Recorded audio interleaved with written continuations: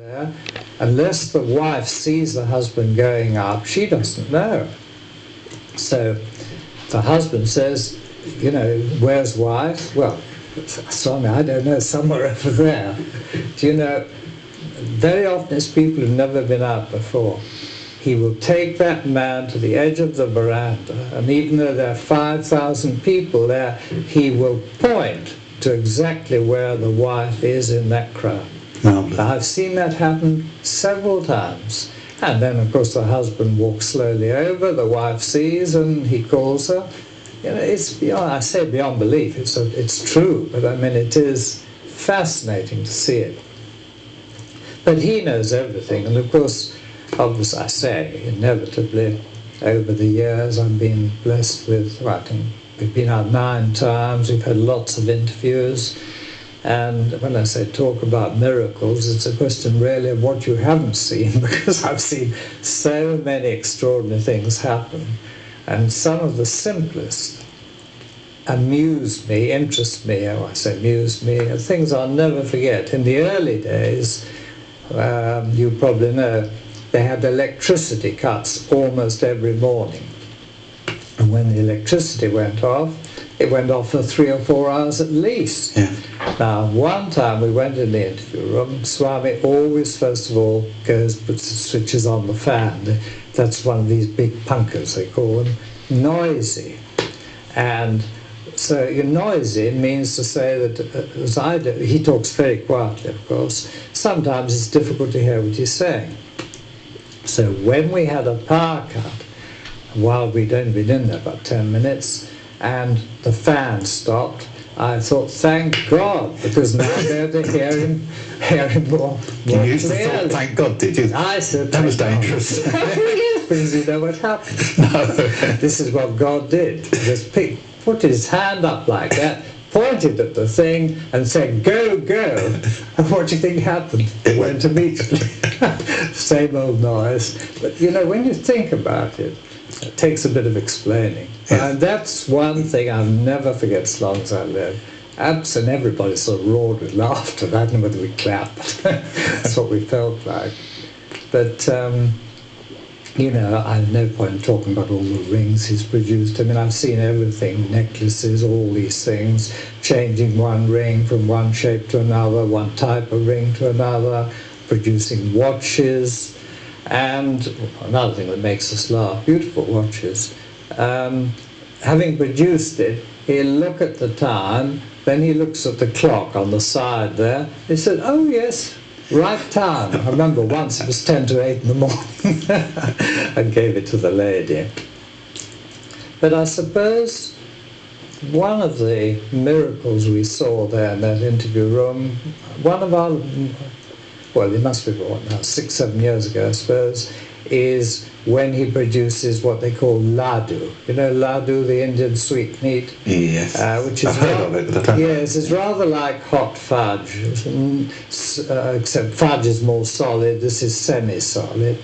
So we were in the interview room, there were 20, 25 people in there, and Swami, you know, produced all the vibhuti, which he always does. Then he called up a little Indian girl, told her to cup her hands like that, and then he simply held his hand like that over her hands, and from his hand just poured down this laddu. It's light-coloured stuff, enough to completely fill her hands. And not to fill her hands, it started dropping over, you know, he didn't quite switch off soon enough. So it started dropping off onto the floor. We people who were all around, we were picking it up off the floor because it was absolutely delicious. Needless to say, afterwards it was handed around, there was enough for 25 people. And that laddu was still warm, as though it had come, you know, just out of the oven. Not hot, but warm, just as you would love to have it. Yes. Well, that was very impressive. I mean, I've never had any doubts about the miracles, that they are genuine. I mean, there's not an element of no doubt of any sort to me. But, you know, people say, oh, up his sleeve, down his sleeve from here. But, I mean, when you see this going on just coming out like this, dropping down into her hands. I mean, it couldn't be more clear. There was other times before he does some of the miracles, because he knows that people there don't, suspect. You'll see him pull his sleeves right up. I've heard of this. This happens. But I mean, I've seen so many things. But as I say, another interesting thing, a story which I'll never forget. This was at Whitefield. We had a great friend in Canada, Dr. Singh. He ran the Canadian organisation. And he was out there. Jean and I were staying in a hotel in Bangalore. We went out every day for darshan by taxi. Dr. Singh, he was living out of Whitefield, or, not in Bangalore. And one day, he said, would I give him a lift back into Bangalore because he had some business to do, and then bring him back in the afternoon. And so I did that. On the way back, because he's interested in business, and the story of our firm, the family firm, which goes back to the 1820s, is quite interesting. And he was very interested. So as we drove out in the afternoon, and Jean didn't come in the afternoon, he wanted me to tell him the whole story about the old Ralli brothers, which incidentally had branches all over India in the old days. And he was really interested. So I told him some very interesting stories, things that had happened. But I talked non-stop, and I was exhausted by the time we got to Whitefield, but he insisted on, he was so interested in the story.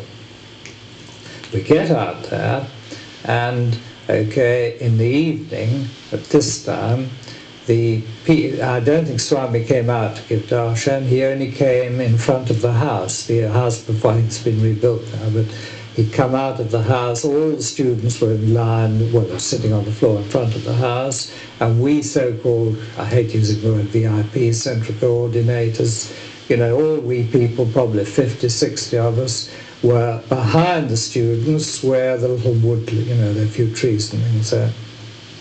And we just stood there, and needless to say, from the moment we arrived, the moment we went through the gate, all conversation stopped. I never said a single word to anybody. And so I was standing there. Swami came out of the house, and, he talked to different students. Then there was one student, Swami was there. That particular student was between Swami and me, and it was all in Telugu, but Swami was clearly giving him a rocket, as we say, telling him off for what? I have no idea. And he looked quite serious, Swami, you can put on any face. And having told this chap off, he then lifted his finger up at me, pointed directly at me, and there's nobody all that close to me, and he said, "And you too, too much talking." I thought, that's very unfair. I thought, because funnily enough, these so-called VIPs, some of the people who have been there for years, even though you're not meant to talk, they chat away. I, of course, being a relative newcomer, I kept totally silent. So I thought, to pick me out and say, too much talking. But I can tell you, the penny dropped very quickly. Swami was aware of the whole of the episode of what had happened in that taxi driving out to Whitefield, where I had talked non-stop for half an hour, and probably a bit of an ego trip with it, all the amazing things that had happened, we had done, and so on.